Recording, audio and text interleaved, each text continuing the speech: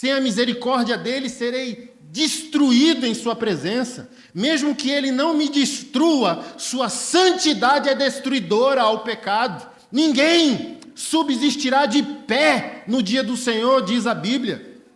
A Bíblia diz que no dia que o veremos face a face, os homens procurarão a morte, e a morte fugirá deles. Que você tenha, no mínimo, o terror. Fala pessoal, sejam bem-vindos ao nosso canal, mas antes de assistir esse vídeo, se inscreva no canal, ative as notificações e deixe seu like. Que Deus te abençoe grandemente. Nosso tema pela manhã será: quem entender primeiro morre. E eu quero falar sobre casamento. Ah, mas eu não sou casado. Que bom, aí já aprende o verdadeiro modelo, já guarda no estoque. As pessoas sempre nos procuram, né? A gente tem livros sobre isso, falo muito sobre isso, tanto sobre masculinidade como feminilidade bíblica, casamento. Namoro para mim não existe, ele é uma fraude, ele é um dreno de vitalidade. Pastor, e como fazer então para conhecer alguém? Não, a Bíblia nos dá a direção que você não deve conhecer alguém, você deve conhecer a Deus. Qual o primeiro e grande mandamento na lei? Amar a Deus acima de todas as coisas. Segundo, semelhante ao primeiro, amar o próximo como a ti. Eu só consigo ter uma visão adequada do próximo se eu me amei. Esse amor próprio não é narcisismo, não é, olha, sou o general, sou o bilionário, sou o grandioso. Não é narcisismo. O amor a Deus nos trará uma compreensão plena de quem somos, positiva e negativamente. Isso me faz ter uma visão adequada sobre qualquer pessoa.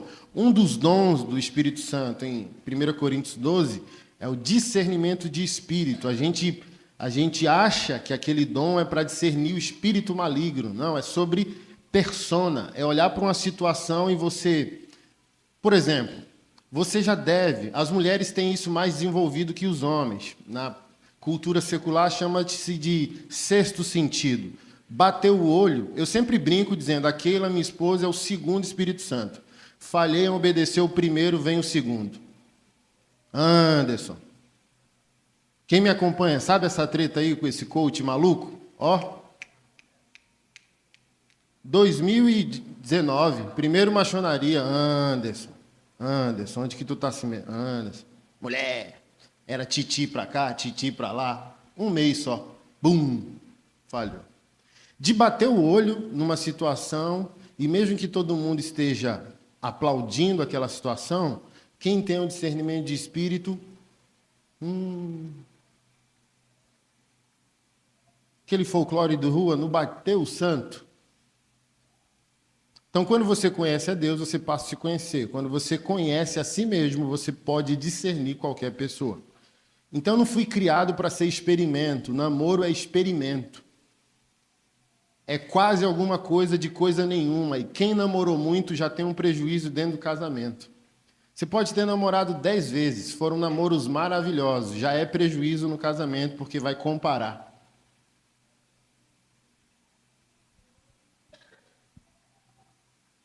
Na Bíblia não tem. Por que na Bíblia não tem? Porque Deus é um Deus propositivo. Quando as pessoas casavam na Bíblia, era o dote, era o vínculo parental, local. Olha, meu filho quer casar, minha filha quer casar, vai lá na parentela do fulano. Quer uma família de honra, aprovada, tal. Não estou dizendo que tem que ser assim, né, gente? Estamos no século 21. Mas banalizou também. Tem criança namorando.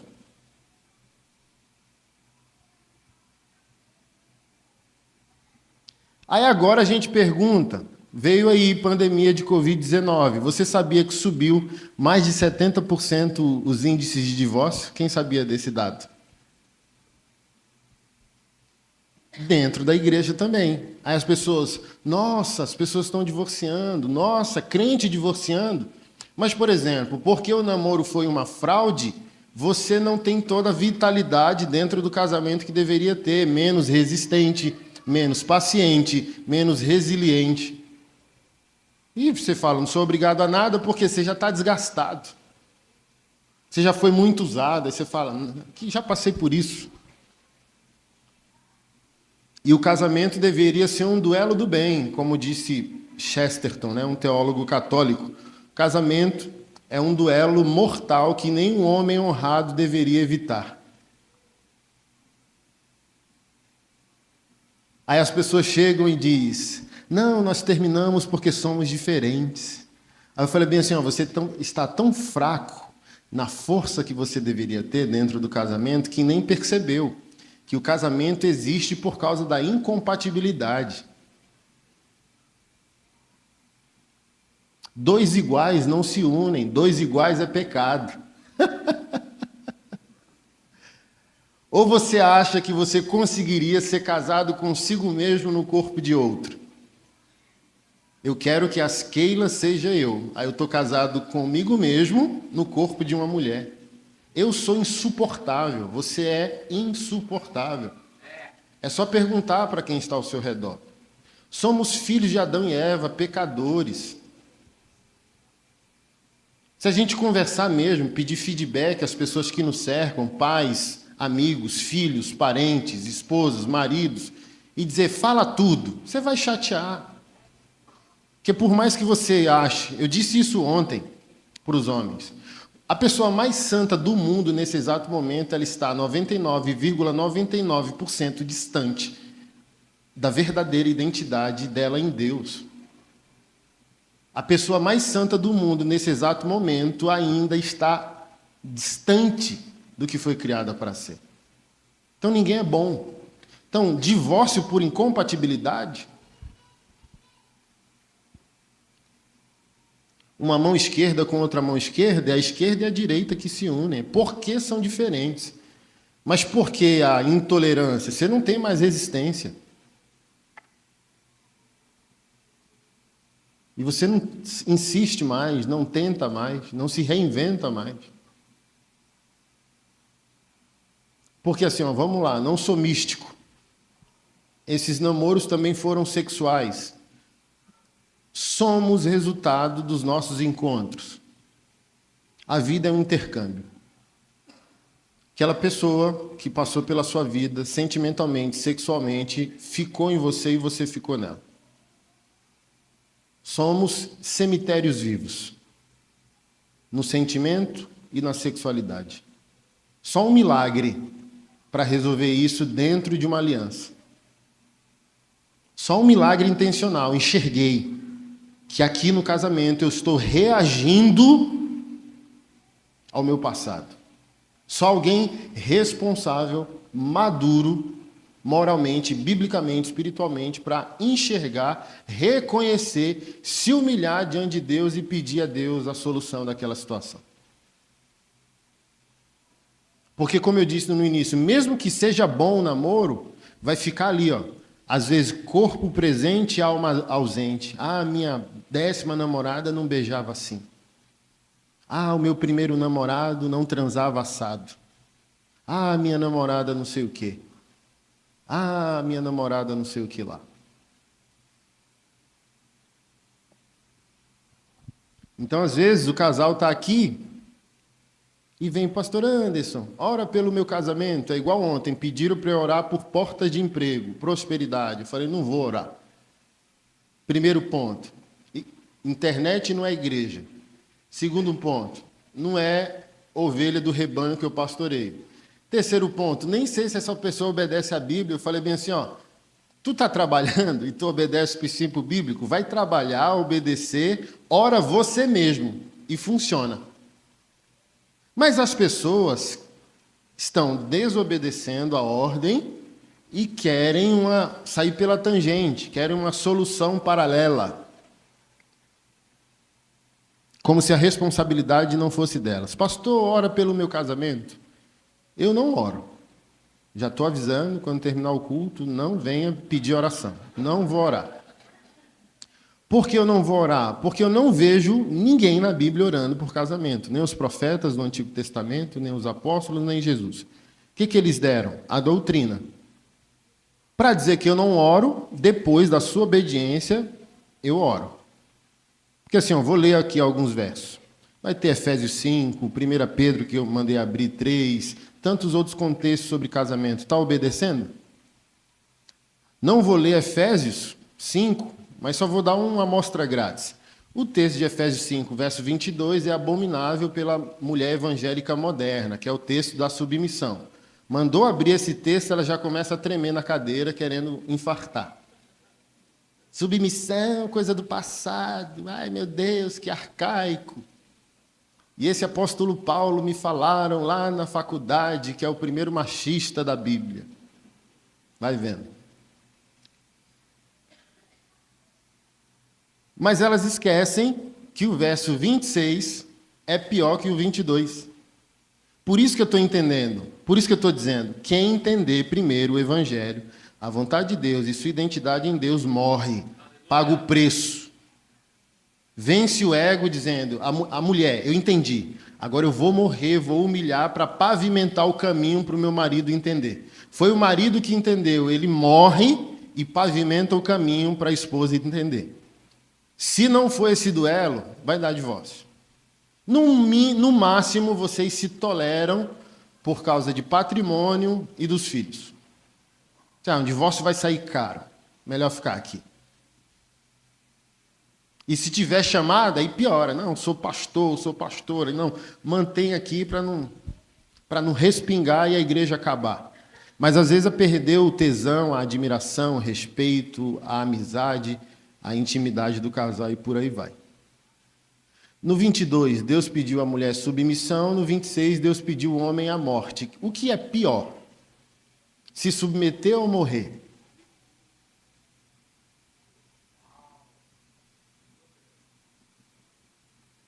E para mim é interessante o texto do apóstolo Paulo, em Efésios 5, porque ele faz analogia entre Cristo e a igreja. Então, no texto, o homem é a tipificação de Cristo, e no texto, a mulher é a tipificação da igreja. Um casamento crente só vai funcionar se a mulher adora o homem e o homem morre pela mulher. Porque é essa a questão de Cristo e a igreja. A igreja adora porque Jesus morre. Aí, nessa analogia, Cristo tem a igreja que merece, porque ela é resultado do derramado sangue dele, e não tem igreja que resista. Por isso que a gente jejua, adora, dizima, oferta. Jesus, eu te amo. Porque reagimos ao sacrifício dele. O texto é isso. Pastor, ora, o homem pede. Você morreu? Está vivinho. Ela está pedindo, implorando pelo absorvente. Você comprou um carro novo agora. Que marido vivo é esse? Que marido crente é morto. E para o marido crente morto, a prioridade é a esposa, não o carro.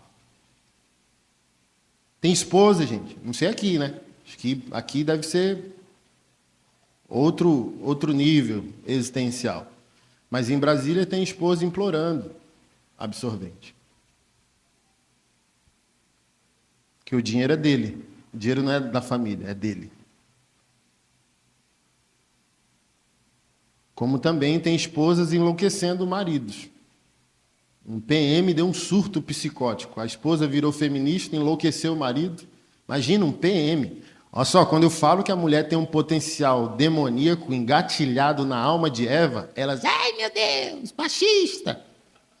Porque, gente, como que o homem reage ao pecado de Adão e Eva lá no início? Omitindo ou oprimindo? O homem é o causador do mal ou negligenciador em resolvê-lo. Ou o homem cria o problema, ou o homem diz, o problema não é meu, eu não tenho nada a ver com isso. Isso é o homem desde a queda. Ou ele oprime, ou ele destrói, ou ele foge. E a mulher, pastor Anderson, não recebeu a força física que o homem recebeu e tem que se virar. E como ela se vira? Distorcendo a sabedoria recebida. E quando a sabedoria é distorcida, a sabedoria vira manipulação, moeda de troca, até porque a mulher tem a sexualidade que o homem almeja. Então ela negocia, manipula. Acabei de repostar no meu Facebook, a madrasta, para blindar o casamento dela, matou o primeiro marido, a vizinha e tentou matar os 2 filhos do atual marido, envenenados. A mais velha morreu e o menino adolescente, graças a Deus, fizeram urgentemente uma lavagem estomacal e ela rindo. Ela botou uma música, botou a foto da menina e uma música gospel, estou orando por você, você vai conseguir.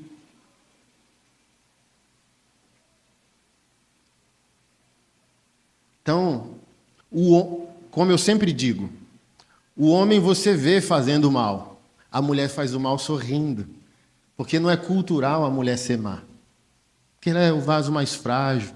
Aí é aqui que ela monstrifica, sabe? Nessa inverdade subjetiva social, que a mulher não é agente do mal, ela se torna agente do mal manipulando. Minha mãe escondeu meu documento 3 dias para eu não casar.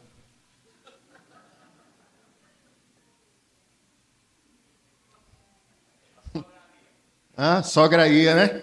Tem que fazer o sograria, trazer as sogra.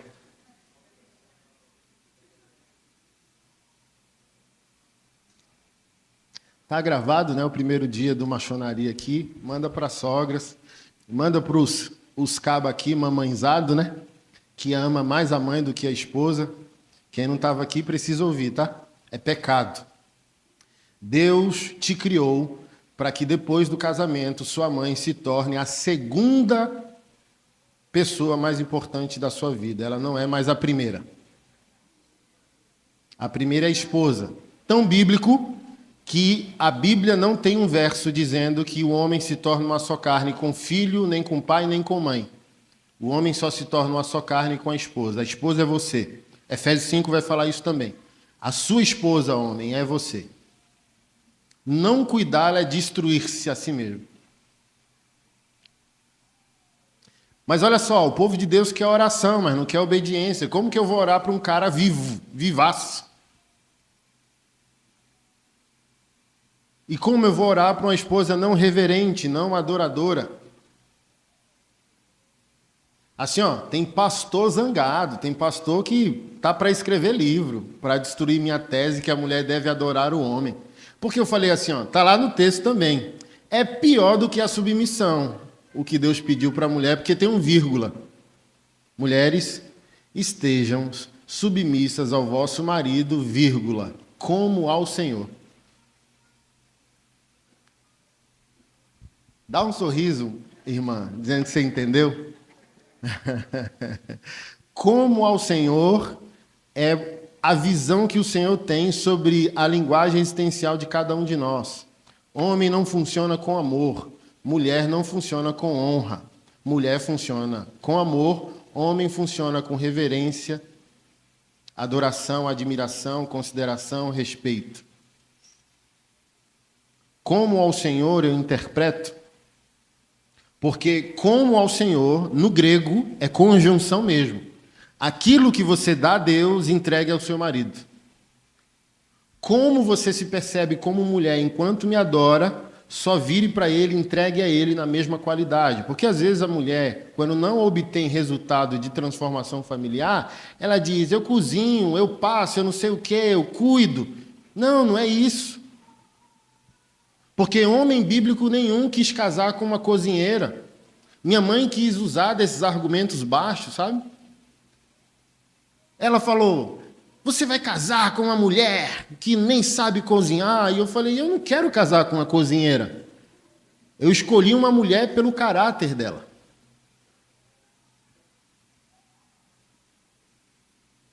Se eu quisesse a cozinheira, eu ia para a porta do Senai, do Senac, ficar esperando sair uma lá com certificado na mão, né? Culinária nível 3. Falei, é essa. Não, eu não quis casar com uma cozinheira.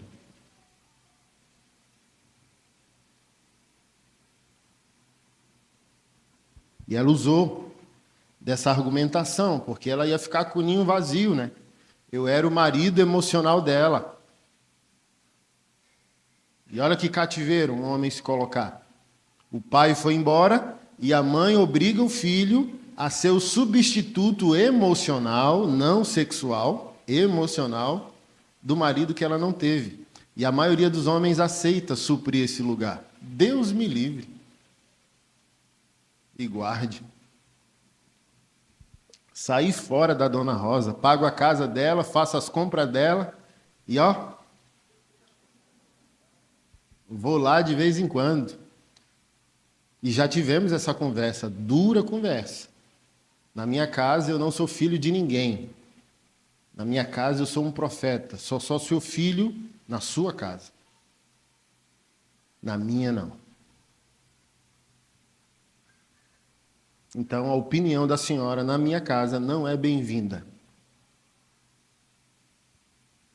O que a senhora pensa sobre a minha esposa, na minha casa, não tem ouvidos a isso.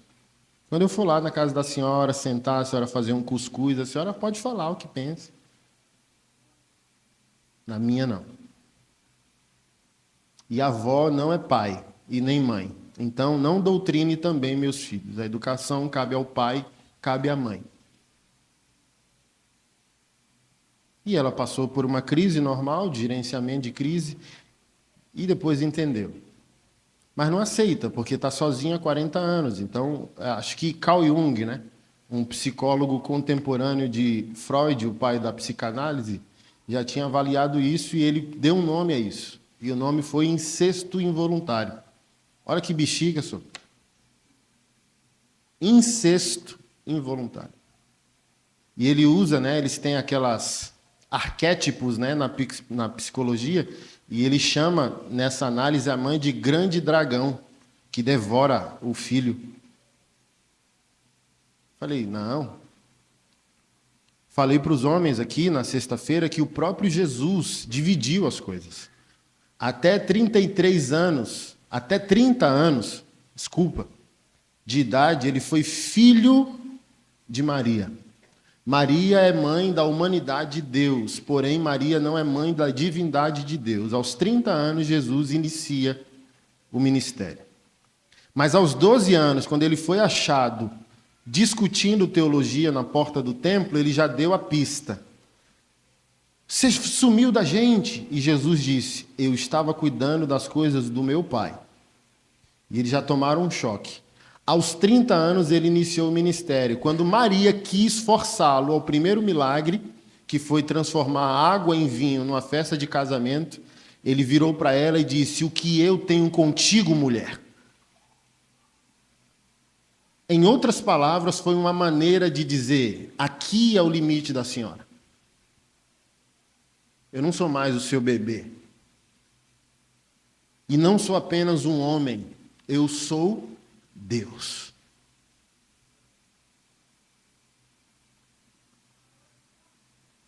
Por isso que a maioria dos homens, eles não amadurecem, sabe, o caráter. Uma mulher aos 30, por inúmeros fatores, já emancipou financeiramente, moralmente, e está só esperando o varão. Aí fica chorando na igreja, pastor, cadê o estoque dos varões de Jeová?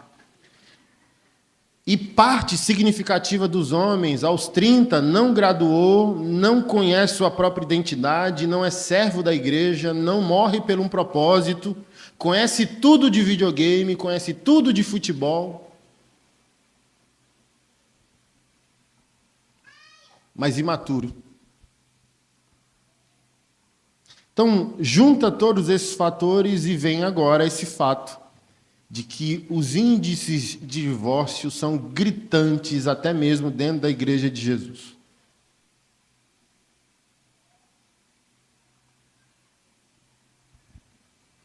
Porque as pessoas não estão assumindo responsabilidade, querem mistificar. Por isso, ora, pastor, é igual quando tem traição, adultério. A gente está tão infantil que diz, olha, o diabo é sujo. Aí eu fico assim, eu não oro. É uma análise, uma postura infantil. Por que eu não oro? Porque o diabo não transou com ninguém. Ele tem os seus boletos, e grandes boletos para pagar diante de Deus. Agora, diante de uma decisão moral, de cometer uma infidelidade conjugal, eu vou responsabilizar o diabo e você vem procurar o pastor para o pastor orar? Porque assim, olha a cabeça infantil do povo de Deus sem responsabilidade bíblica, sem responsabilidade doutrinária, querendo espiritualizar as coisas. O Francinaldo foi lá trair a esposa dele, a Cremilda, com a Valéria. Aí a Cremilda chega na igreja, olha, o diabo é sujo, quer acabar com o meu casamento. Ou a mulher dizendo, roubaram o meu marido. Eu tento imaginar a cena, sabe? Da Floremilda correndo com teu marido no colo, assim, ó. E ele, ai, socorro! Estão me roubando da minha família. Estão me roubando da minha esposa. Aí essa irmã acha que, pastor, ora, que eu vou orar. Aí, sabe, o diabo no marido dela. Aí saiu e ele, oh, me roubaram da minha esposa. Esposa! Conta outra. Eu não caio nessa. Vou orar, não. Caráter. Se é crente, caráter. Posso até ter a generosidade de dizer, é ímpio? É incrédulo? Ah, é o Satanás mesmo. Crente? Crente só peca quando quer, pastor. Ímpio não para de pecar, porque está dominado. Consciência, coração, razão endemoniados. Crente? Crente só peca quando quer, porque mudou, foi transladado do império das trevas para o reino do Filho do amor de Deus, recebeu o Espírito Santo, batizado pelo Espírito Santo, selado com o amor de Deus, Romanos 5:5. Sofreu uma metanoia, que é uma mudança de entendimento, de rota e de direção. Assim, ó, vamos lá. Crente, ele é seduzido, oprimido, porém ele não pode ser dominado, endemoniado. Por isso que não é demônio. O que é o pecado do crente? Uma paquera, um chaveco, um sorrisinho, um dia, 2. É da loja do lado, aí você pode dar a volta pela outra rua e nem passar pela frente. Não, mas você aceitou, sabe? Como diz o pastor Jack, a esposinha do namoro. Aí o pastor Jack, assim, ó, se o cara atender o telefone dizendo, tá em cima da geladeira, é a esposa. Agora se ele atender, oi, como você tá? É a esposinha do trabalho. E deveria ser o contrário, sabe? Completamos mês passado aí, Keila, 15 anos, é pouco tempo. Falei para os homens, sexta, é nossa responsabilidade. O guardião do jardim do Éden não era a mulher, era o homem. Eu sou o jardineiro. Minha família, meu chamado, meu ministério, meus negócios, minha esposa são meu jardim. E eu sou o agricultor. Eu sou o responsável de semear, regar, colher, tirar a erva daninha, afugentar os passarinhos que querem comer a semente. Então, se eu tenho, depois de 15 anos, um casamento péssimo, é responsabilidade minha.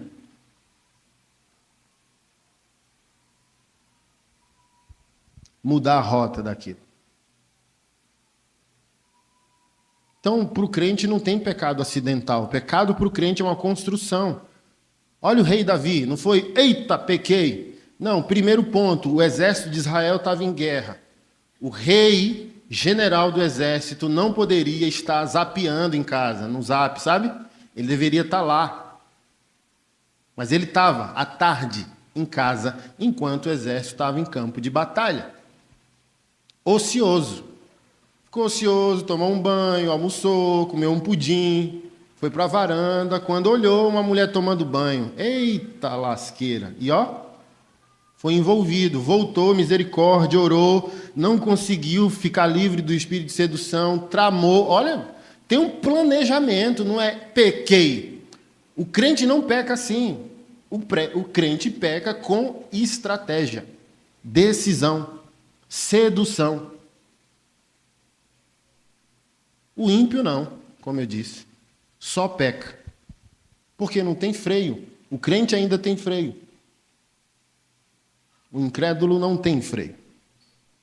Então, irmãos, eu quis fazer essa introdução dizendo: a oração não resolve quando não há obediência. Em nada.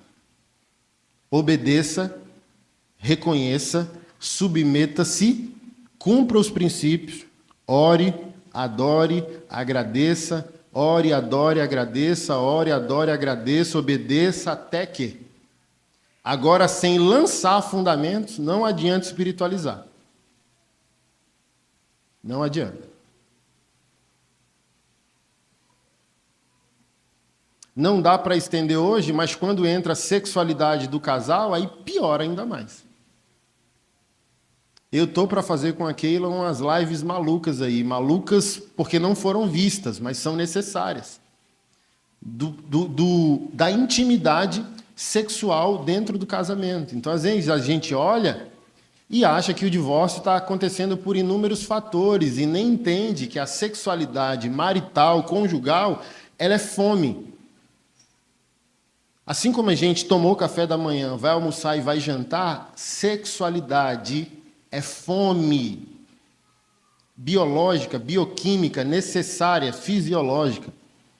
O ser humano só fica sem sexo quando Deus dá um dom. Está escrito na palavra. Paulo disse isso em 1 Coríntios 7. João diz isso na carta de Apocalipse. Celibatário é um dom. Porque sem um dom enlouquece. Porque somos também seres sexuais. Não somos seres sensuais, mas somos seres sexuais. Deus criou o casamento heterossexual monogâmico como um ambiente adequado e saudável para a prática do exercício sexual. E, infelizmente, a igreja não está abordando esse assunto dentro dela, num ambiente seguro e saudável.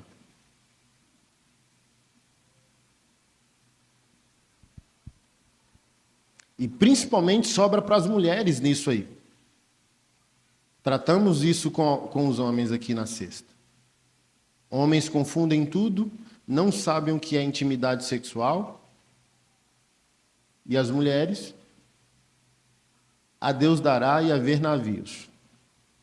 Como tem crianças e adolescentes na nave, eu não vou arrochar o nó, tá bom? A gente deixa para um momento mais específico, mas só quero dar uma amostra grátis aí. Porque às vezes a gente está olhando e reagindo a coisas periféricas e superficiais, mas se a gente sentar o casal aí, muito mais profundo, muito mais doloroso. Fruto de omissão, imagina, eu tenho 15 anos com a Keila, se eu estiver omitindo há 15 anos, há um dano dentro dela quase que irreversível, que uma oração não vai resolver. Porque onde há arrependimento, clareza, é igual Zaqueu, há restituição, pague o que você deve. Então eu estou para gravar um vídeo onde eu falo sobre a dívida familiar. Então, por exemplo, tem 4 dias que eu estou aqui. Ontem eu estava sofrendo, porque eu tenho que ir uma viagem para a Europa daqui a 2 semanas e eu não vou ter tempo de pagar o que eu devo, porque eu estou 4 dias de dívida. Sentimental, sexual, coleguista com os amigos, e você vai ali fazer o cronograma e eu não vou ter tempo de pagar. Porque, por exemplo, a vida só irá bem se a gente pagar a cada um o que lhe deve. Então, por exemplo, da Keila, eu não posso dever a Keila. Os meninos, eu falo, papai vai ali na Europa, volta já, vai trazer um brinquedo. Um brinquedo que pisca, uma pistola laser. Tá bom. Keila eu não consigo enrolar. Aí qual foi o trato? Antes da viagem, vou pegar um dos melhores hotéis de Brasília, 2 dias, só a gente, de manhã massagem, e à tarde, à noite, a gente fica cremosando lá nós dois. Ela falou, fechou, pode ir lá para Tocantins. Falei, tá bom. Se não tivesse a intencionalidade de amizade, diálogo, parceria no casal, cada ano que passa, um dano. E se não tiver o diálogo, aí que vai estourar mesmo. Aí, como ninguém conversa, quando estourar, já é pedido de divórcio. Ué, como assim? Do nada? Achei que estava tudo bem. Achou. Só achou.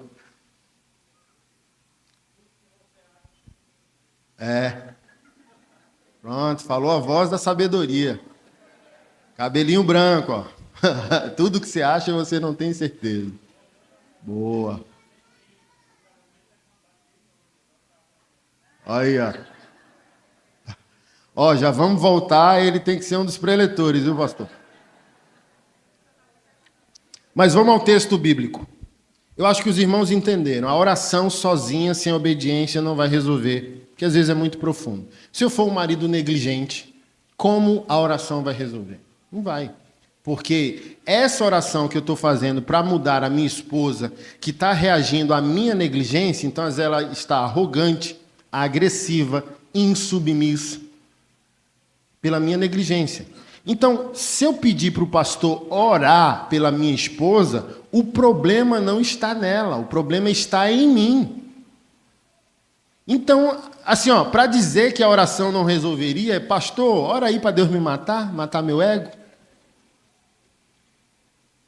Porque o problema não é ela. Ele acha que o problema é ela. Olha, ela está desrespeitosa. Olha, ela me expôs. Olha, não sei o quê. Mas, às vezes, a insubmissão dos filhos e da esposa a um homem é um pedido de socorro.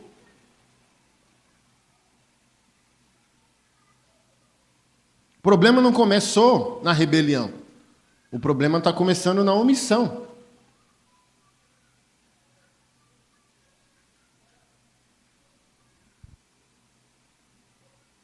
Não vai resolver. Porque está todo mundo querendo terceirizar. Igual Adão e Eva no começo, sabe? Não fui eu, fui ela. Não fui eu, foi ele. Não fui eu, foi a serpente. Nada vai mudar se a gente não se responsabilizar. O mais interessante é que está todo mundo orando para que o outro mude. E não quer mudar a si mesmo. E não quer que Deus te use para mudar o outro. Tá bom, acolhi sua oração, mas eu quero te usar para transformar essa pessoa. A gente não quer. Que a gente quer um raio de luz, sabe? Um anjo manda uma flecha de fogo, pum, no coração duro da esposa, no coração negligente do marido. Ah, acordei, aleluiado. Não, Deus vai ter que usar alguém. É igual um pobre, um faminto, um desamparado orar na terra pedindo a Deus uma resposta material. Não vai acontecer nunca se Deus não usar alguém, porque Deus é espírito e o espírito não responde materialmente à matéria. Deus responde à oração, mas Deus vai ter que usar alguém. E a Bíblia diz que a igreja é o corpo de Cristo. Então Deus só responde uma oração usando alguém.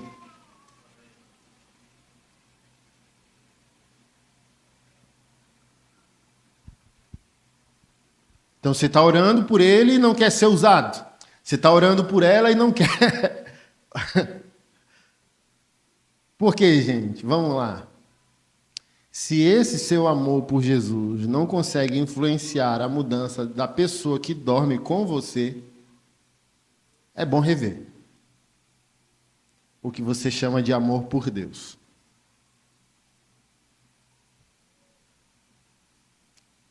Agora vamos apertar o nó bíblico que é lançar a doutrina. Se abraçar a doutrina, fica mais fácil os pastores orarem e as coisas acontecerem. Amém? Você está aqui ou você já foi arrebatado? Porque tem umas carinhas assim, ó. Deixa eu falar o que eu estou vendo aqui. Aí tem uns assim, tem uns assim. Aí onde tem um casal, às vezes a mulher está assim, o cara já virou a cara porque falou da mamãe dele. Tá uma bronca isso aqui. Queira Deus que vocês aceitem a palavra até o final. Que ela machuca no início, mas ela é salvação de Deus. 1 Pedro 3:1. Da mesma forma, vocês, esposas, sujeitem-se à autoridade de seu marido. Assim mesmo, que ele se recuse a obedecer a palavra, será conquistado por sua conduta sem palavra alguma, mas por observar seu modo de viver, puro e reverente. Não se preocupem com a beleza exterior obtida com penteados extravagantes, joias caras, roupas bonitas. Em vez disso, vistam-se com a beleza que vem de dentro e que não desaparece, a beleza de um espírito amável e sereno, tão precioso para Deus. Era assim que se adornavam as mulheres santas do passado. Elas depositavam sua confiança em Deus e se sujeitavam à autoridade do marido. Sara, por exemplo, obedecia a Abraão e o chamava de Senhor. Vocês são filhas dela quando praticam o bem, sem medo algum. Da mesma forma, vocês, maridos, honrem sua esposa. Sejam compreensivos no convívio com elas, pois ainda que seja mais frágil que vocês, ela é igualmente participante da dádiva da nova vida concedida por Deus. Tratem-na de maneira correta para que nada atrapalhe suas orações. Por fim, tenham todos o mesmo modo de pensar, sejam cheios de compaixão uns pelos outros, amem uns aos outros como irmãos, mostrem misericórdia e humildade, não retribuam mal por mal, nem insulto com insulto, ao contrário, retribuam com uma bênção. Foi para isso que vocês foram chamados e a bênção lhes será concedida. Primeiro ponto aqui dessa exposição do capítulo 3 de Pedro é que a esposa pode obter resultados em silêncio. E a grande impossibilidade da mulher moderna em entender o silêncio aqui é que essa leitura, na lente do século XXI, parece machismo, parece uma imposição de violência psicológica à mulher. E não é. Esse silêncio aqui não é o silêncio ao homem. Esse silêncio aqui não é o silêncio à canalice. Não é que você não cobra, não é que você não questiona, não é que você não critica. Porque falando da minha mãe, querendo que eu não casasse com a Keila por causa que não sabe cozinhar.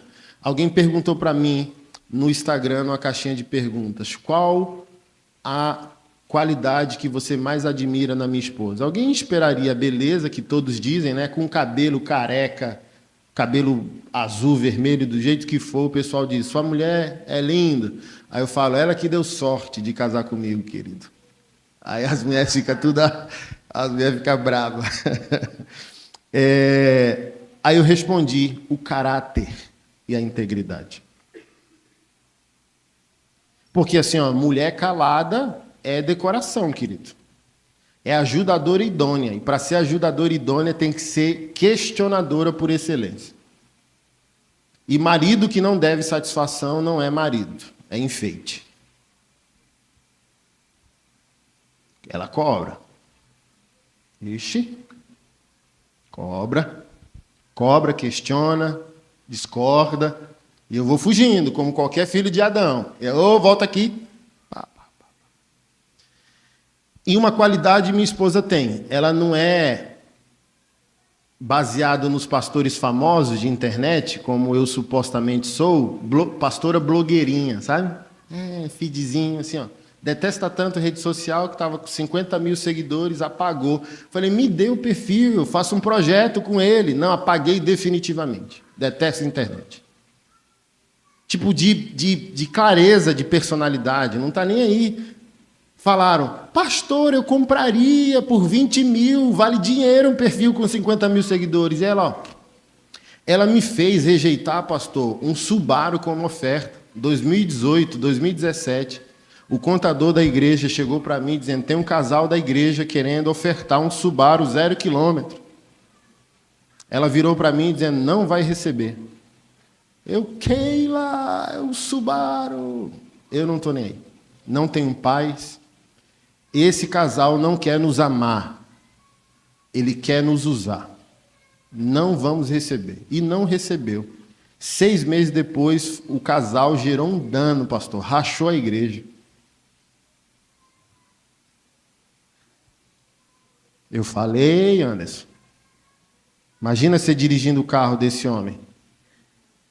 O que ele falaria sobre o seu caráter? Então, assim, ó, uma coisa eu tenho certeza. Se eu pecar, vocês vão saber. E quem me entrega é a Keila. Se eu não viver o que eu prego, ela me empurra. Você cobrou. Você levantou a régua pastoral. E se eu for hipócrita, ela me entrega. Ih! Sem titubear. Então, querida irmã, esse silêncio não é, ai, você ser Amélia, sabe, que aguenta tudo. Não, se você aguenta tudo, você não é ajudadora. Porque ajudar tem que falar, questionar, construir junto. Esse silêncio é aquilo que é suportável em Deus. É um detalhe não fundamental. Se ele for crente. Mas se ele for incrédulo, você tem que ser a madre da misericórdia para com esse homem. É a tolerância suportável em Deus. Esse silêncio é o silêncio para Deus. Onde você entende assim, ó, minhas forças já se foram, minhas ferramentas, argumentos também já se foram. Se eu continuar, eu enlouqueço. Se eu continuar, eu vou para cima. Então não tem mais o que fazer. Aí Deus diz, tem. Se cale em mim, se cale para mim, dê para mim isso aqui, venha para cá. E essa mulher se cala em Deus com um silêncio eloquente. E não um silêncio tolerante, comportamental, mas é uma vida em adoração a Deus, em rendição a Deus, que esse silêncio vai trazer para ela agora palavras poderosas, o falar menos e o falar poderoso. Meu Deus, ela só reclama, não falou nada esse dia. Quando você abrir a boca é igual um bum, um Hadouken, sabe? Vai ser diferente. Porque falar muito é sinal de pouca autoridade. É igual na criação de filho. Quem grita não tem autoridade. Quem fala muito não tem autoridade. É tão provável que pelo convívio da mãe com o filho, ela grita mais com os filhos e fala mais. Mas é fato que ela tem menos autoridade. O pai, se ela fica em casa e ele trabalha fora, o pai fala menos. E às vezes controla o filho sem falar, só olhou. Aqui, assim, ó, isso é resultado desse silêncio. O silêncio que vai trazer para a mulher autoridade.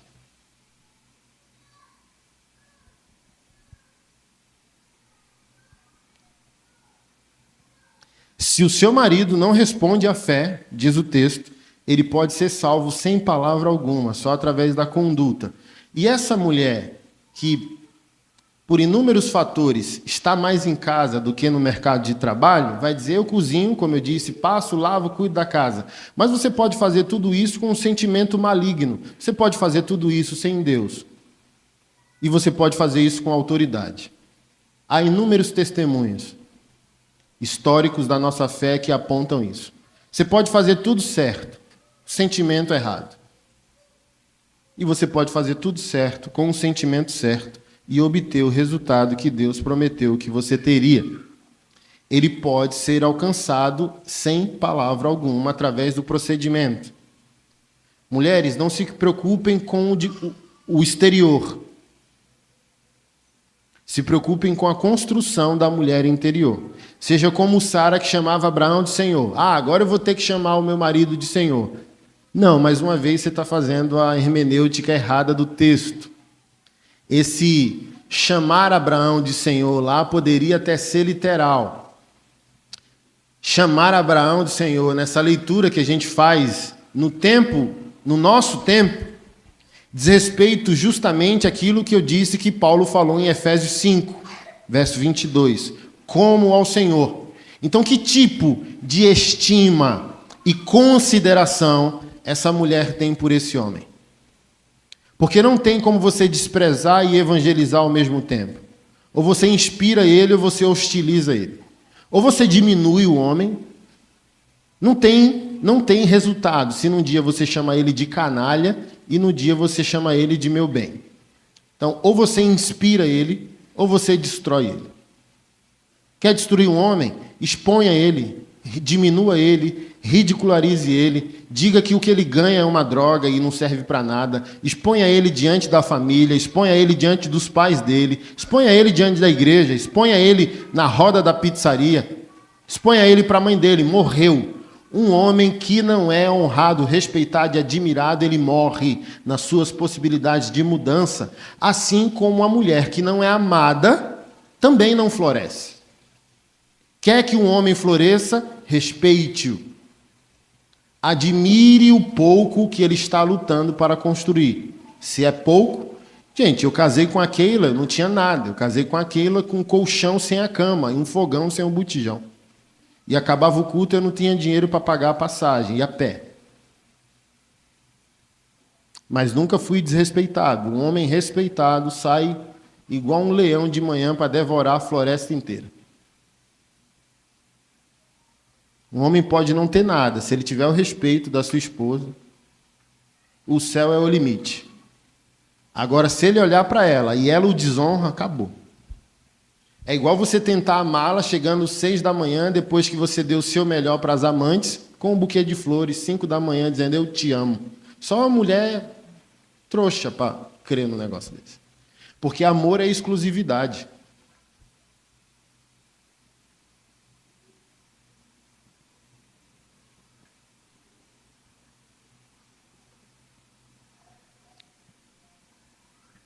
Mas o texto também diz, maridos, vivam a vida comum do lar. Isso é afrodisíaco. Voltando a falar sobre sexualidade marital. E o fulano é um bom marido, ele ajuda a esposa. Conversa fiada, o filho também é dele. Marido que participa do lar não está fazendo favor à esposa. A casa é dele. Marido que lava a louça não está fazendo favor à esposa. A casa é dele.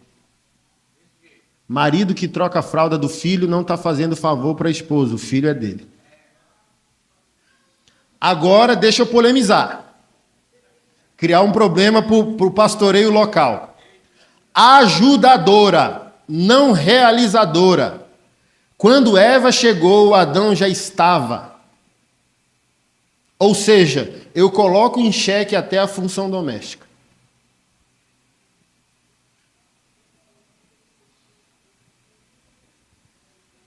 Obviamente que a domesticidade está mais para a mulher do que para o homem. Mas se o homem é o provedor, se acidentou, ficou cadeirante, inválido, e a esposa é a Amélia, que não visiona, não empreende, não consegue fazer absolutamente nada no mercado de trabalho. A família morreu.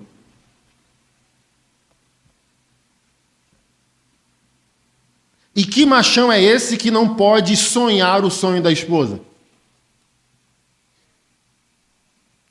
Porque eu estou falando de plano perfeito. Eu não estou falando de Adão nem de Eva. Eu estou falando do que Cristo conseguiu para nós.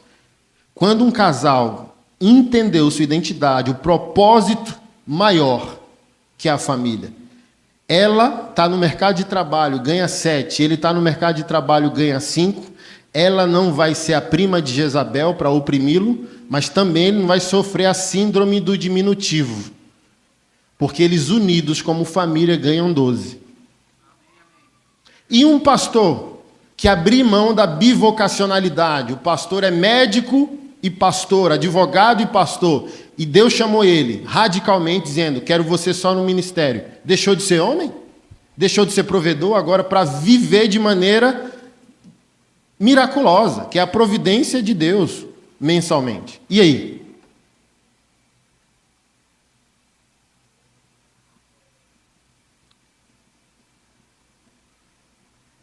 Então, quando Eva chegou, Adão já estava empenhado. É isso que eu quero dizer. Adão já estava fazendo algo. E vamos lá, provocar mais ainda. Provérbios capítulo 31. A mulher virtuosa. Evento de mulheres na igreja. Como arrumar a mesa para o marido. Rosa, florzinha, tudo bem. Mas, gente, é só um percentual. É ler o texto todo. Aquela mulher é uma mulher incontrolável, doméstica, sensual, maternal, empreendedora, visionária, uma bichona. Está lá no texto. Costura, ninguém passa frio, honrada pelo marido, honrada pelos filhos, analisa o terreno, compra e negocia. Ela é como um navio mercante. Eu gosto de interpretar isso como aquelas mulheres de presença. Tem umas mulheres que dá medo. Eu tenho medo da minha mulher. Pum! Cheguei. Tem mulher tão forte, posicionada, ungida, visionária, que faz homem tremer na base. E é necessário respeitá-las. Por que a gente está usando Provérbios 31 para gerar a tese da Amélia Cor-de-Rosa? Se aquela mulher do texto é esposa, é mãe, empreendedora, empresária, tem funcionários, é comerciante, e está lá no texto, à noite sua lâmpada não se apaga. Eu tenho minha hermenêutica pessoal, que é o desejo sexual. Ela é completa. Mas a gente... Por que, por exemplo, a gente não faz encontro de mulheres sobre empreendedorismo na igreja? Nunca vi. Nem na nossa. Em começar a fazer. Encontro de mulheres sobre política. Sobre empreendedorismo, sobre, sabe, é só maternidade, criação de filho e botar a mesa para o marido, que é muito bom. A mesa posta para o homem é um altar santificador. É necessário, mas não é isso. A mulher não foi criada por Deus para ser propriedade doméstica masculina.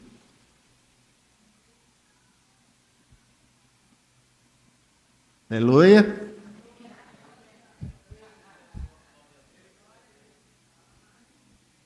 A gente foi criada para parceria. Minha esposa se achava incapaz do carteira de habilitação. Falei, você está louco, cachoeira. Eu chorei quando ela falou isso, dizendo, eu não consigo. Eu não consigo. Eu ajoelhei chorando, dizendo, Senhor, está repreendido. Ela não sabe o que é prazer de 200 km numa BR. Não aceito. Orei, convenci, foi, reprovou. Está vendo que eu não consigo? Fui para Deus de novo, chorei, clamei a Deus, foi de novo, conseguiu. Conseguiu. Falei que você ia conseguir, mas eu não consigo carro manual. Fiz das tripas coração, vendi carro, vendi menino, vendi rim. Fui lá e comprei um carro automático para ela. Porque ela sou eu.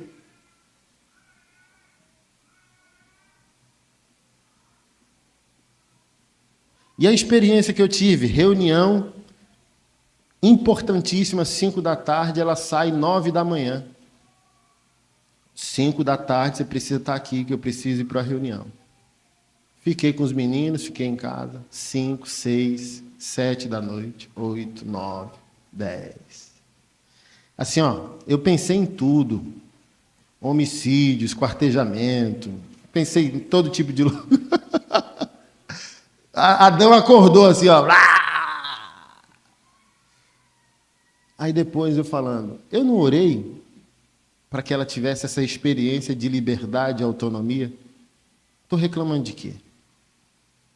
Estou de boa. Quando ela abriu a porta, 10 horas da noite, que foi entrando com aquele sorrisão, sabe? Aí eu falei, foi isso que eu orei. Foi essa visão aqui. Oi, meu bem, tudo bem? E aqui Adão dizendo, não, grita!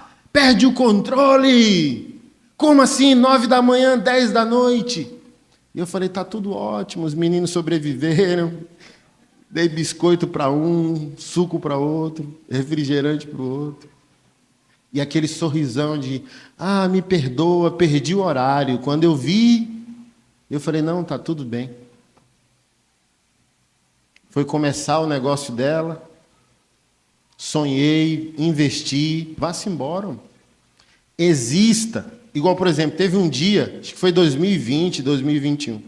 Ela estava tão enlouquecida pela rotina pastoral, empresarial, filho, menina, a gente tem um autista. Assim, cada filho um diagnóstico. Eu falei assim, viramos uma família Adams, sabe? Autista, TDAH, TPAC, TOD, aí, sabe? Fomos viajar, os pastores tudo junto. Aí bota o menino no lugar, quando volta o menino está em cima da esteira, agarrado no teto do aeroporto. Isso é um trem que drena a energia de qualquer pessoa. Então aqui ela chegou num nível de loucura, assim, ó, espumando, vou morrer. Quando ela falou assim, ó, teus filhos, aí eu falei, é grave, teus filhos. Aí ela falou bem assim, que pena que bater em menino virou crime, né? Eu falei, meu Deus, tá grave. O que foi, meu bem? Não aguento mais. Aí eu fui lá, liguei no melhor hotel de Brasília, beira do Lago Sul. Aí cheguei para ela dizendo, exista sem ser esposa de um pastor, mãe, esqueça a sua rotina, vá-se embora. Acho que foi 4, 5 dias que eu peguei para ela no hotel, ela falou bem assim, ó, só dormir. Tinha até massagem, só dormir. Dormiu no primeiro, só foi acordar no terceiro dia, sabe? Mas volta de uma outra maneira, por isso que eu estou dizendo, o divórcio não é um acidente.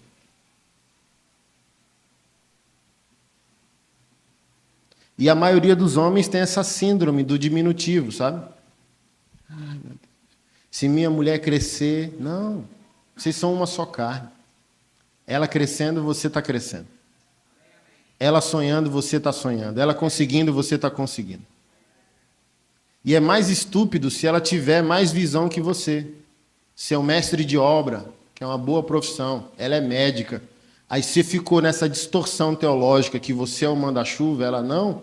Cara, olha a potência que a família perde se você pega essa médica e coloca... é a doméstica, é a dona de casa. A função dela é ter filho e fazer comida. Por favor. Agora vamos lá. Falei disso aqui, sexta-feira, os Van do Gospel. Que é os maridos que só cresceram, só prosperaram, porque tiveram esposas sacrificiais ao lado deles. Mulheres que abriram mão de sonhos, profissões, visões, para poder servir a família. E esse cara é a curva da prosperidade do homem, 40 a 50 anos. Quando ele faz a curva da prosperidade, ele vira o Van do Gospel. Compra uma Hilux, a camisa desabotoada até o peito, igual eu vi na churrascaria, confirmei a tese, sexta-feira, aqui na churrascaria. Um cordão de ouro, os pelos pulando para fora da camisa. E o mais triste, uma novinha do lado. Não que a vida seja ciência exata. Divórcios acontecem. Términos familiares acontecem. Isso acontece. A grande pergunta é, esse término foi um ato de covardia? Ou algo inevitável da vida?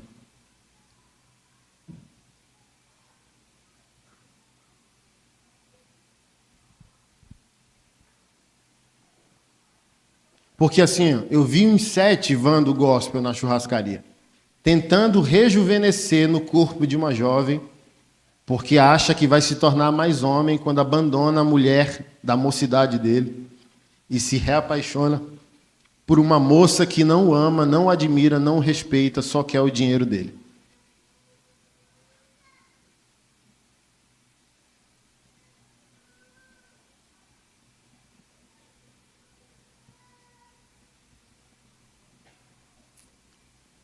Então, às vezes, os divórcios são acúmulos de dores, rancores, ausência de diálogo, de amizade, por aí vai. O divórcio não começa no divórcio, ele é uma construção.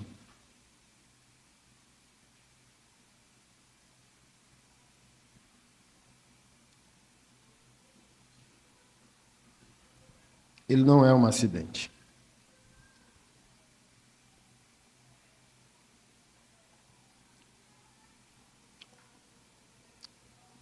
Quem entender, de fato, primeiro, tem que pagar o preço.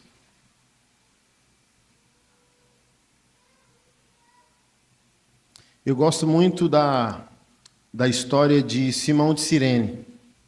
Ela está narrada no Evangelho de Marcos, capítulo 15, verso 21.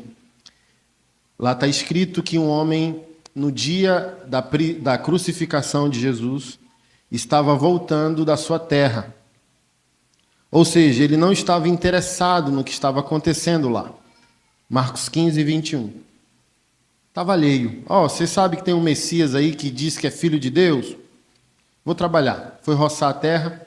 Voltando, ele passou pelo cortejo prisional de Jesus. Jesus estava carregando a cruz, sendo açoitado, e o soldado romano ele poderia obrigar qualquer pessoa de qualquer cidadania que estivesse debaixo do poderio do Império Romano a andar 1 milha. Por isso que Jesus, nos evangelhos, diz, quando te mandarem andar 1 milha, anda 2, para provar que tu é crente. Então era uma obrigação. O soldado diz, olha, pega aqui minha mochila, minhas armas, e aquela pessoa tinha que obrigatoriamente carregar aquilo por 1 milha. Vamos supor que é 1 quilômetro nosso aqui. E Simão de Cirene era esse. Cara passando, soldado romano chamou ele e disse, carregue a cruz desse criminoso. Então a gente leu em 1 Pedro que Deus fala primeiro à mulher, teu marido pode ser salvo sem palavra alguma, com tua submissão, construída por dentro em mansidão e não por fora. Mas para provar que Efésios 5 é verdadeiro, Simão de Cirene foi um homem convidado à morte. Então a mulher deve respeito ao homem, e o homem deve morrer pela mulher. Por quê? Tratei isso com os homens sexta-feira. Há uma crise universal, incontrolável, mundial, entre sogras e noras. Não tem explicação. É raro e quase milagroso você ver um relacionamento pleno, maduro, verdadeiro entre sogra e nora. Por quê? Porque todo mundo quer mistificar, ninguém quer obedecer. E como eu disse sexta, somos, hoje no século XXI, uma sociedade que amam mães, odeiam mulheres. Provavelmente, homens ao seu redor, mulher, agora, Dia das Mães, acho que foi domingo passado ou retrasado, fez da tripa coração para a mamãe dele. Então a gente é uma sociedade que amam as mães. E somos uma sociedade que odeia mulheres. Olha que interessante. Se a mulher deve adorar e o homem deve morrer, a mulher não está adorando e o homem não está morrendo. Ok? Aquilo vai gerando volume. Quem é a sogra? Ela é a esposa que não foi amada, com a morte do ego do marido. Ela não teve um homem cristocêntrico, ela não teve um homem crucificado, ela não teve um homem exclusivo. Ele pode até ser um bom homem de caráter e estar presente, 40 anos de casamento, mas se ele não entender que a fome da mulher é uma fome integral e não apenas material, que ele deve afeto, carinho, atenção à sexualidade feminina dela, que é tão complexa. A mulher é uma complexidade, a mulher é um mapa. Quem estiver com pressa, compre um pet, não case com a mulher. A mulher é um mapa. Você tem que abrir o mapa. Opa! Mas para quem entendeu, isso é maravilhoso. Porque, olha, a mulher é tão complexa que o homem diz, o que foi? Sai daqui! Aí ele sai. Aí ela está chorando. Por que você está chorando? Porque quando ela diz sai daqui, ela está dizendo fica aqui. Aí quando ela está dizendo fica aqui, ela sai daqui, mas você não mandou ficar? A mulher é uma aventura magnífica. É um duelo, como eu disse no início, que homem honrado nenhum quer fugir. Não, deixa eu entender a alma feminina. É minha missão, é minha função. Eu sou o jardineiro dessa fecundação. Mas vamos voltar às sogras. Elas são mulheres que não foram amadas de maneira exclusiva. Ou seja, são mulheres com vazios existenciais, vazios sexuais, vazios emocionais, vazios estruturais. Mas ela continua um ser humano, e ser humano foi criado para a comunidade, ser humano foi criado para comungar, ser humano foi criado para amar e ser amado, dentro de vínculos profundos de intimidade. Essa mulher está vazia e quer a provisão que foi negada a ela no casamento, e ela vai ter isso de um homem, de maneira não pecaminosa, e o homem é o filho. Por isso que o filho, ao casar, ainda continua sendo um bom filho, mas não é um excelente marido. Por mais que tenha caráter, seja fiel, a mulher não consegue ver o impacto da exclusividade do amor desse homem na alma dela. Por quê? Ele, de alguma maneira, está casado sexualmente com a esposa, mas ele está casado emocionalmente com a mãe dele. Amor exclusivo para ele só da mãe e não da mulher. Aí olha o limbo que ele nunca se fecha, o ciclo que nunca se fecha. Amamos mães, principalmente porque estão sozinhas, carentes e necessitadas de nós, e odiamos mulheres. E não conseguimos entender que a mulher negligenciada hoje no casamento é a futura mãe que vai capturar o filho. E o filho não vai conseguir ser o homem que foi criado para ser.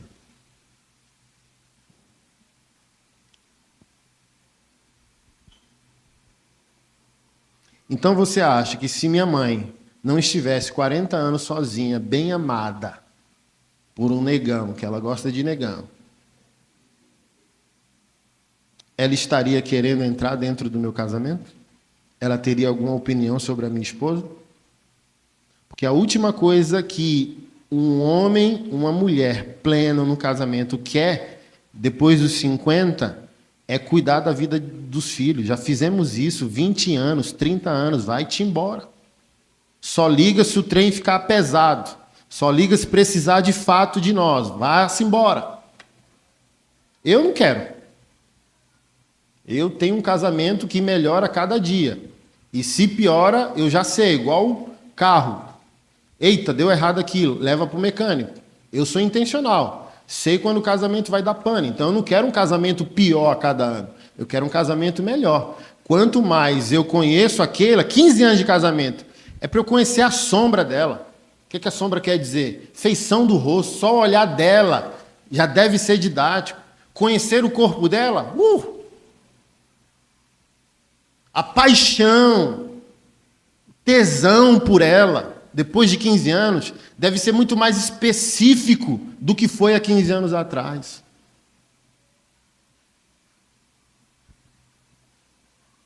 Mas se esse homem tiver refém emocionalmente da mãe, como que ele faz essa dedicação exclusiva à esposa?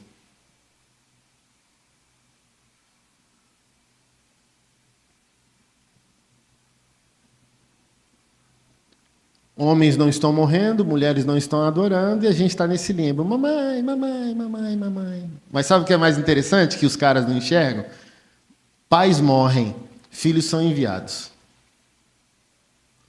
Além de não existir um verso que nos una exclusivamente a pai, mãe e a filho, só o cônjuge, só com o marido, só com a esposa, o ser humano se torna uma só carne.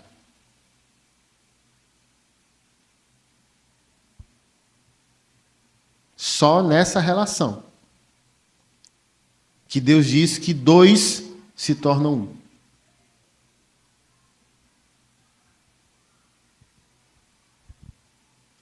Se nós estivéssemos vivendo isso, o mundo estaria menos em crise do que está. Mas está todo mundo vazio, porque não são amados com exclusividade.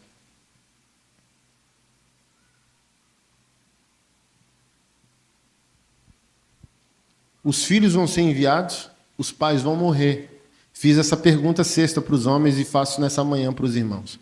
Aos 80 anos de idade, você vai ter pais vivos? Responde, igreja.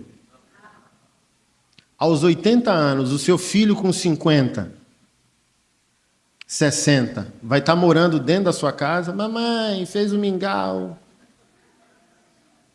Vai? E por que você, dentro de um casamento, está dando exclusividade aos seus pais e aos seus filhos?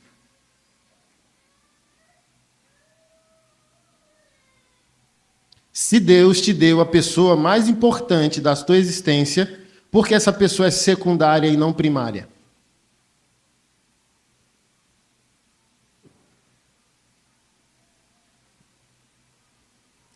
Sabe por que divórcios também acontecem? Porque os casamentos estão terceirizados, eles existem por amor aos filhos, eles existem por amor aos pais. Quando os pais morrem, o casal sofre um dano, um baque. Quando os filhos se casam, os casais revelam que não se conhecem, porque se relacionavam projetados no filho. Olha esse índice que eu falei no início da Covid, 70% dos divórcios aumentaram. Por quê? Porque não nos amamos de maneira exclusiva, nos toleramos. E um vírus fez a gente olhar no espelho. A gente estava se tolerando. Todo mundo saía às 6 da manhã, uns para trabalhar, outros para estudar, e a gente só se via 18 horas para frente. Então a gente estava se tolerando e não se amando de maneira exclusiva. Vem a pandemia e joga a gente tudo para dentro de casa. E a gente percebeu que não temos fundamento. A gente percebeu que não tem intimidade. A gente percebeu que perguntaram para Keila, e aí, como que está a pandemia para vocês no auge? De boa, é o que já somos. É o nosso cotidiano. Nada mudou.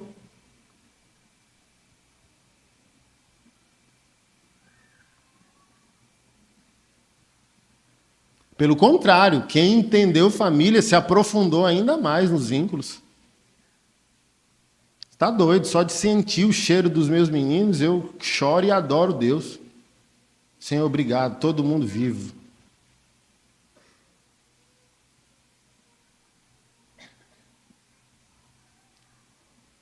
Mas para a gente encerrar com essa história de Simão de Cirene, como eu disse, Marcos 15, verso 21, ele foi obrigado à morte.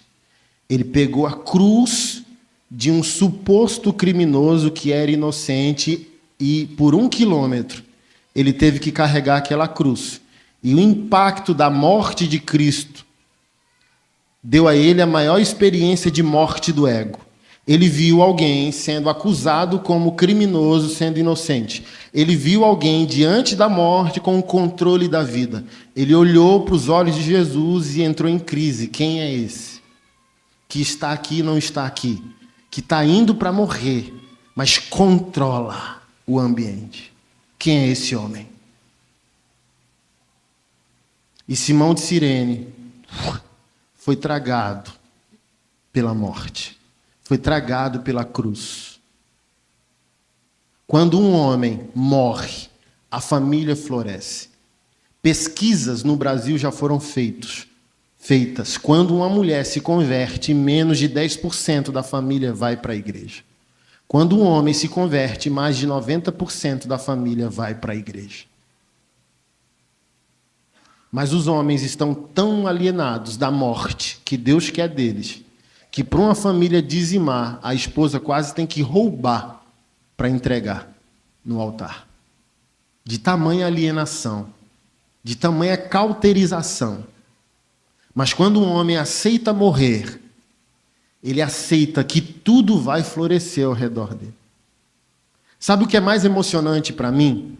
Não é Simão de Cirene carregando essa cruz em Marcos 15, 21. É que essa cruz, a morte de Jesus, foi o início da morte de Simão.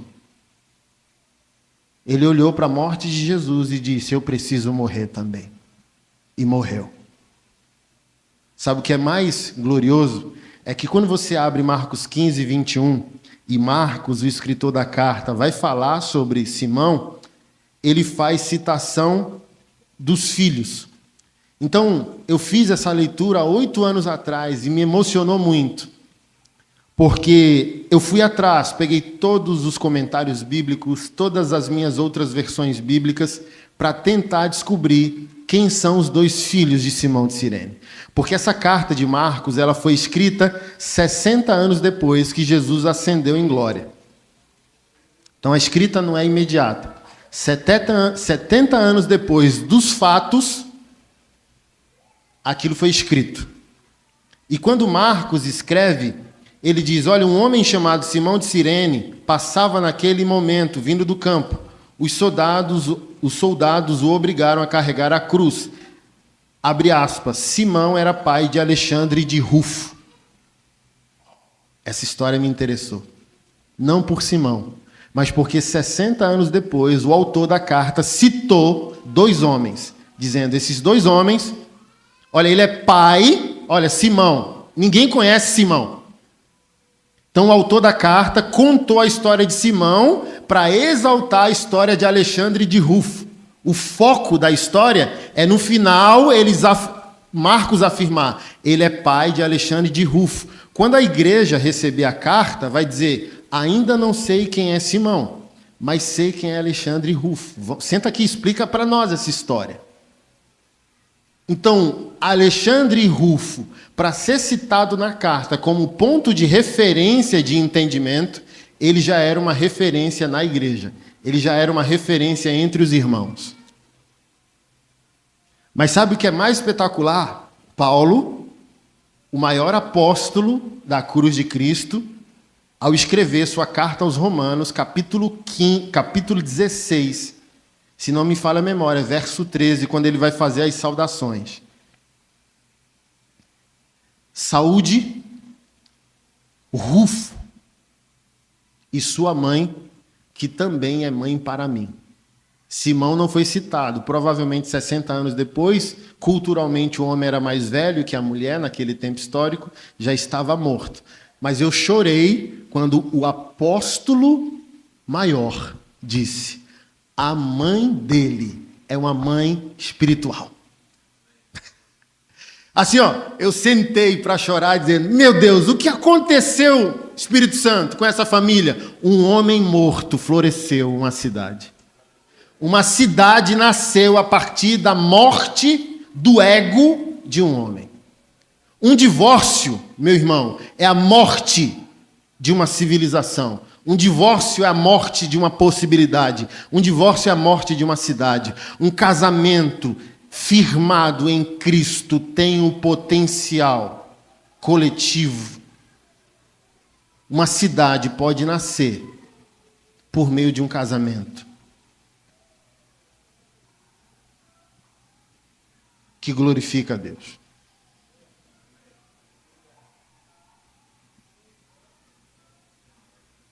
Saúde Alexandre e Rufo, sua mãe é mãe para mim. Mas sabe o que é mais espetacular para agora eu encerrar? Atos capítulo 13, que é o texto que está escrito sobre o envio missionário de Paulo e Barnabé. Paulo e Barnabé eram os meninos da vassoura na igreja.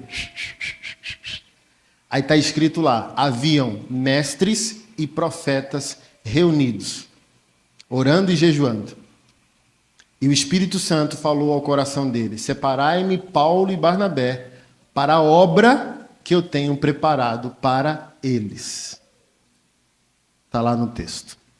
E no texto diz que um dos profetas, ou um dos mestres reunidos, se chamava Simão o Níger. Cirene era uma cidade da África, que hoje tem outro nome.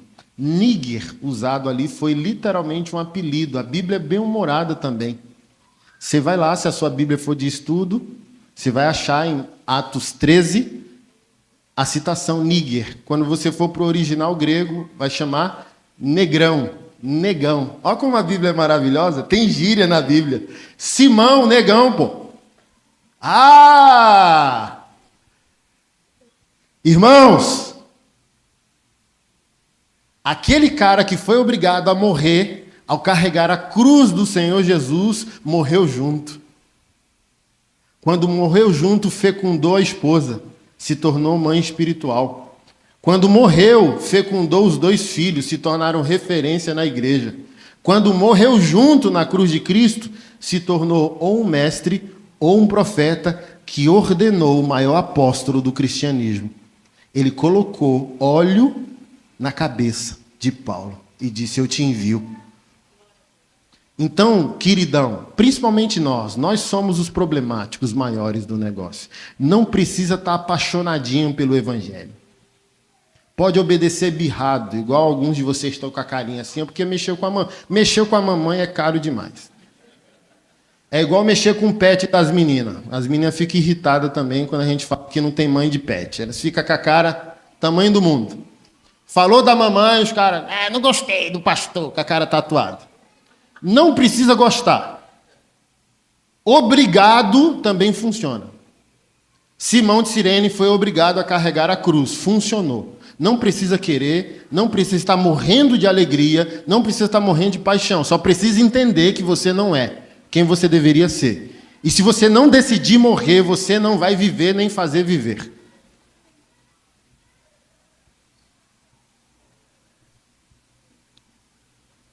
Sabe o apelido que me deram? Porque um dos projetos sociais que eu lidero é enfrentar crimes sexuais no ambiente evangélico, a nível nacional. Coopero, ajudo, amparo vítimas, ofereço psicólogos, advogados. Já estamos chegando a mais de 10 pastores, falsos pastores, presos. Aí os pastores, protegendo a igreja, falaram: o profeta do caos. O mesmo apelido depreciativo dá ao meu filho a mensagem que ele vai pregar daqui a 30 anos. Meu filho foi na escola fazer um trabalho de história e o professor disse: uma referência social ou um herói social, eu quero que cada um de vocês traga. Ele chegou para mim dizendo: olha, tem que fazer um trabalho de uma referência social ou um herói social que fez diferença nesse mundo. Eu falei: apóstolo Paulo, Martin Luther King, William Wilberforce, lá na Inglaterra, libertou os escravos. Tá bom, vou pesquisar. No dia da aula, ainda estava de pandemia, foi virtual. Profeta do caos foi o trabalho. Paulinho, profeta do caos? Quem é esse? Perguntou o professor, os alunos. Todo mundo, né? Martin Luther King, Gandhi, Jesus, profeta do caos. Meu pai.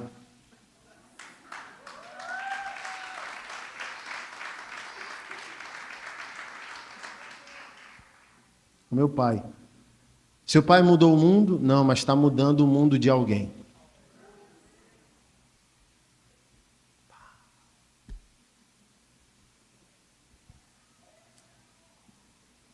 Nós já estamos construindo ou destruindo a igreja dos nossos netos a partir da qualidade, do nível de qualidade do nosso casamento.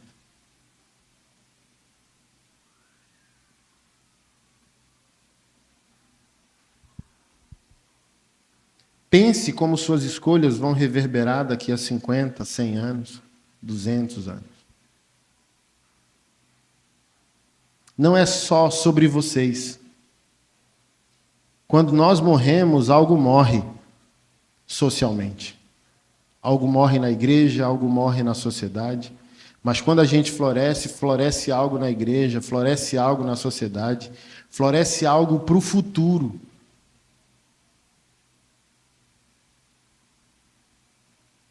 Então, homens, principalmente.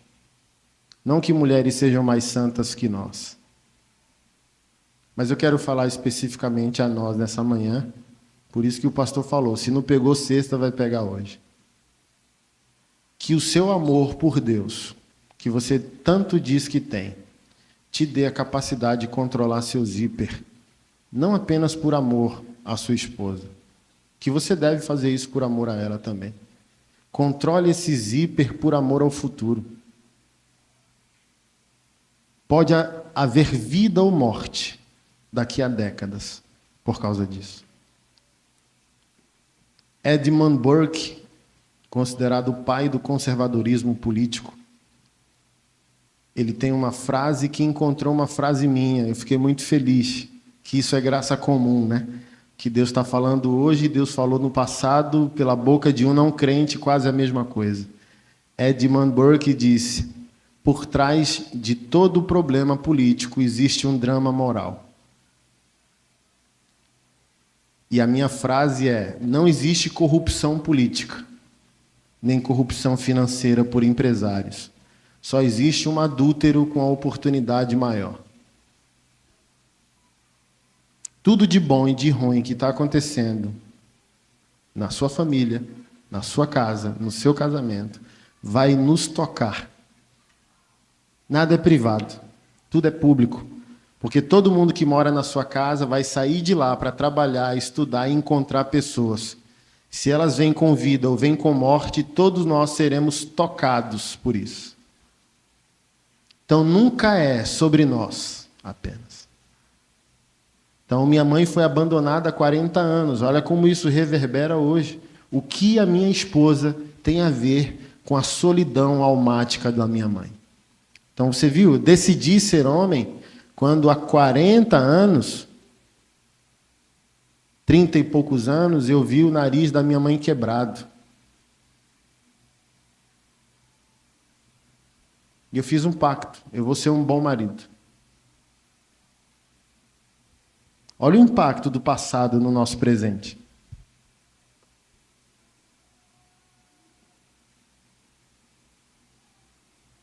Creio que me tornei esse cara todo tatuado, esquisito, por orfandade de pai vivo, que é a pior orfandade, que é a do pai vivo, que não decidiu ser pai. O nome da minha esposa, quando você ficar em dúvida, é só olhar para o meu pescoço. Fala, não há possibilidade de divórcio para Anderson Silva. Assim, ó, aqui, ó. Keila. Se eu divorciar, que mulher quer casar comigo? Tem umas doidas que vão querer, né? Tipo, eu vou casar com um camarada que tatuou metade do pescoço com o nome da outra? Mas talvez a Keila aqui no meu pescoço não é Keila, eu te amo. Eu entendi isso com maturidade. É uma revanche ao meu pai. Eu não quero ser o tipo de homem que você foi. Então, olha como o passado interfere o presente. Você está fazendo uma tatuagem aqui, achando que é uma homenagem à esposa e é uma vingança ao pai. Então, suas ações nunca são isoladas, nunca são privadas. Não é sobre você, sobre nós. Adão e Eva, olha só o que eles fizeram, quantos anos. A gente é refém disso. Jesus, os apóstolos. Então, o presente é escravo do passado. E o futuro vai ser resultado daquilo que a gente está decidindo hoje.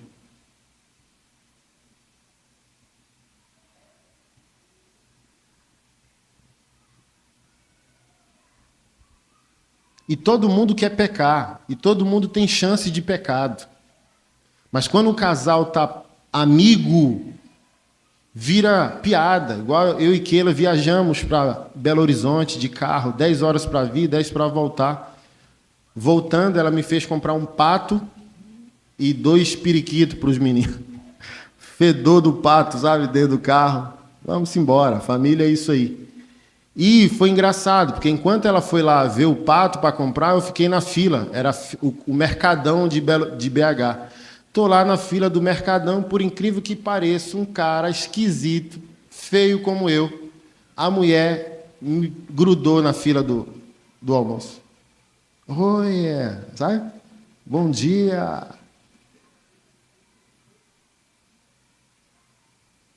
Aí aquela voltou dizendo, ó, tu foi comprar o pato, deixou teu marido. Uma roqueirona, sabe? Bonitona. Parou na fila, opa, olha aqui um roqueirão, vamos me divertir. E ali eu cortei, e ela ficou tão constrangida que quando a Keila chegou, ela foi embora da fila do almoço. Então não é que a gente não quer pecar e não tem oportunidade de pecar. Mas porque a gente tem uma visão, a gente toma uma decisão muito mais rápido.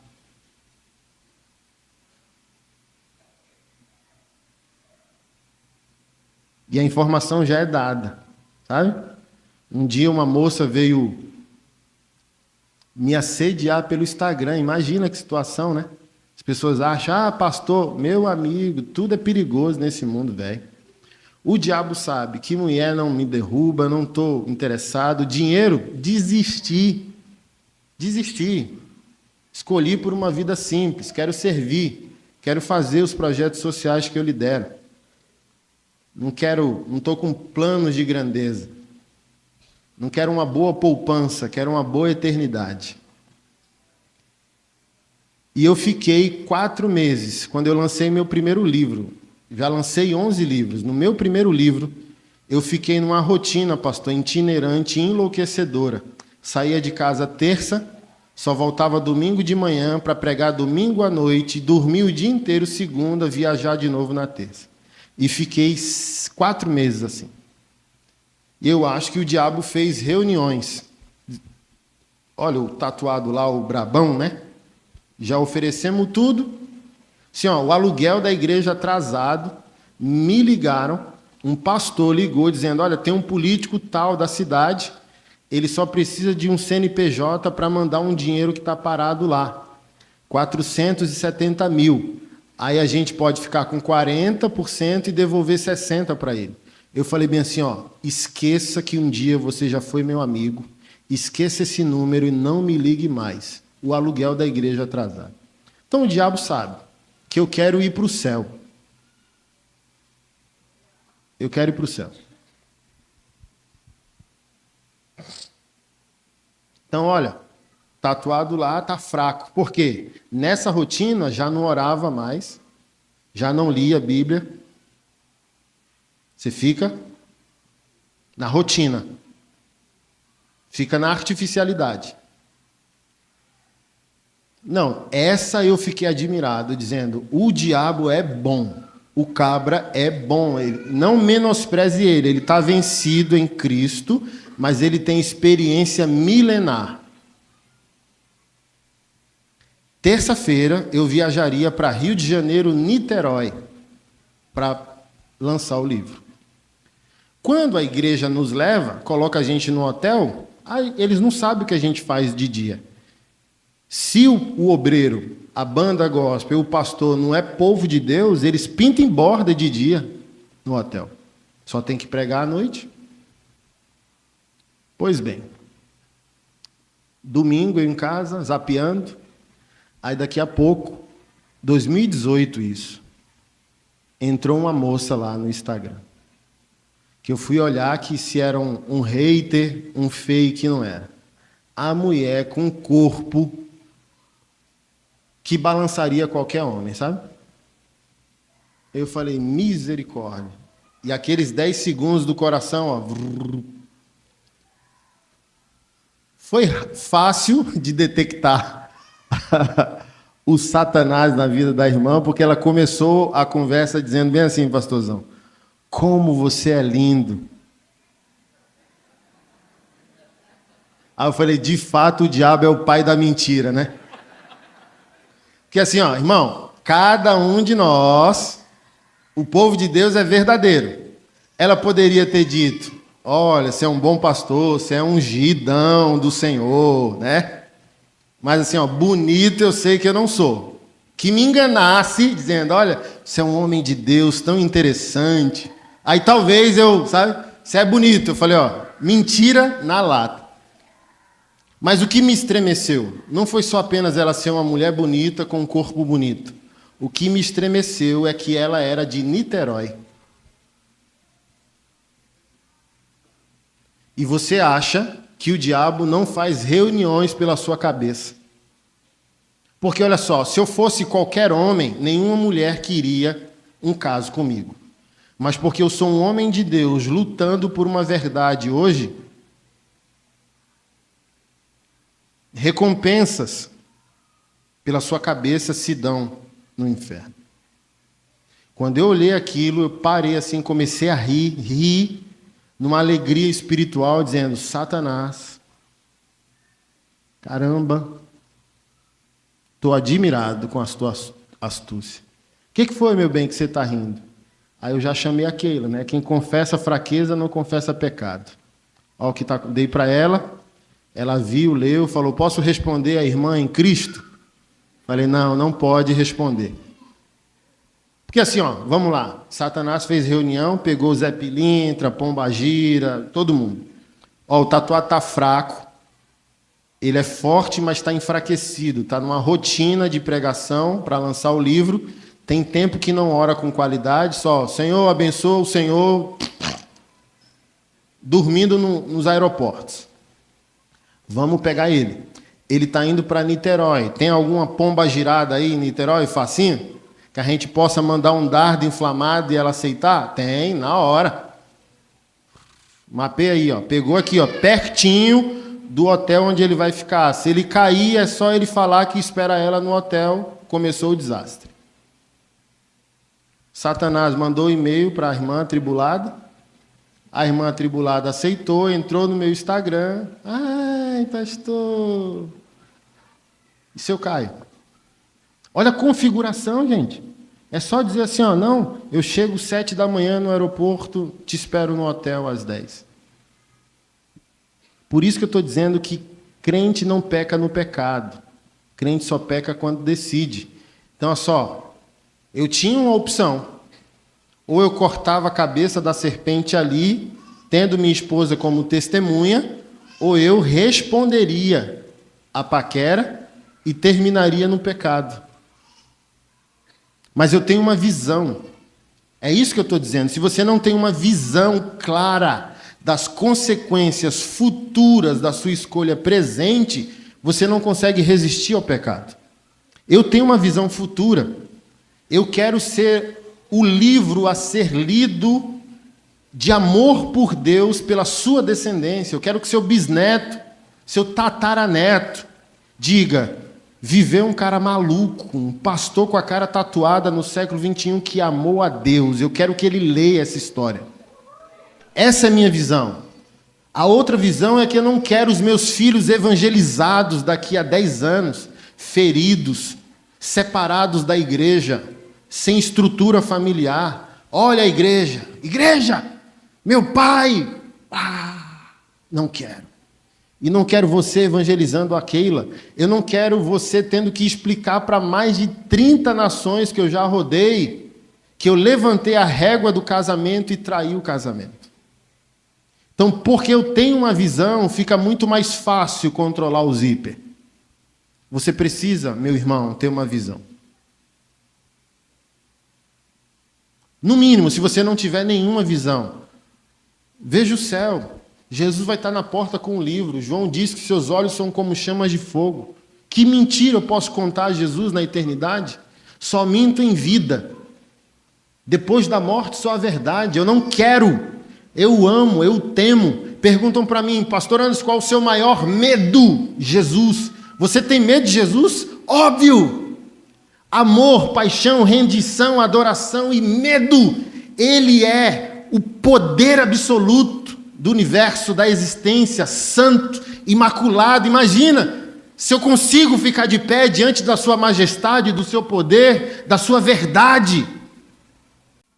Sem a misericórdia dele, serei destruído em sua presença. Mesmo que ele não me destrua, sua santidade é destruidora ao pecado. Ninguém subsistirá de pé no dia do Senhor, diz a Bíblia. A Bíblia diz que no dia que o veremos face a face, os homens procurarão a morte, e a morte fugirá deles. Que você tenha, no mínimo, o terror ao imaginar o dia do seu encontro com o seu Criador. Tenha uma visão, porque isso vai te livrar de problemas e pecados e te tornar o pai, o marido, o servo da igreja e o cidadão melhor que você precisa se tornar. Você vai ter freios, você vai ter freios, você vai ter ferramentas para se controlar, para decidir diferente, para decidir melhor.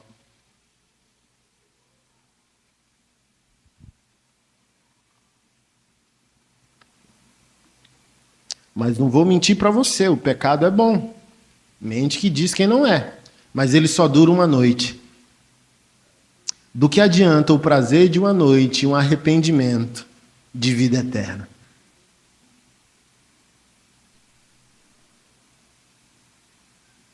Depois do prazer, quem aqui já pecou diz: o que é que eu fiz?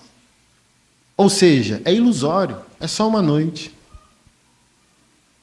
O prazer só dura uma noite, o arrependimento virá pela manhã. E eu amo o cheiro dos meus filhos. Eu não quero meus filhos no colo nem no ombro de outro homem, brincando de cavalinho, como diz o Fontinelli, amigo nosso. Imagina, eu amo o cheiro dos meus filhos. Imagina outro homem entrar na vida deles? Tá doido, cachoeira. Não consigo viver com essa dor. Eu amo o dengo da minha cremosa. Assim, ó, quando tá tudo bem, a bicha é brava. Quanto mais baixinha a mulher é, mais invocada ela é. Mas quando ela tá toda assim, ó, numa coisa melhor, quando ela tá toda... eu falei, tá tudo bem. Vem cá, cremosa. A dengosa. Tá querendo colo, tá querendo namorar, tá querendo um abraço aqui. Você tá doido. Hein? Tem uma visão de futuro. Seus filhos hoje podem ser homens e mulheres de Deus, se você aprender a se controlar. O contrário também é possível. Você pode destruir ou construir o destino dos seus filhos e dos seus netos perante a sua decisão. Amém? Curva sua cabeça, vamos fazer uma oração. Senhor, nós te agradecemos por essa manhã, te agradecemos pela tua palavra, viva e eficaz, mas cortante e penetrante com a espada de 2 gumes, e divide alma, espírito, corpo, junta em medula, e revela todas as intenções do coração humano. É diante dessa santa e poderosa palavra que nós nos rendemos e esperamos do Senhor toda a providência para a nossa transformação, para a nossa mudança e para uma nova fase em nossa vida, existência, família e casamento. E aos solteiros que estão aqui, que eles tenham aprendido um bom depósito nessa manhã para tomarem decisões mais alinhadas com a tua palavra e o teu propósito. Em nome de Jesus, nosso Senhor, é que oramos e esperamos. Amém.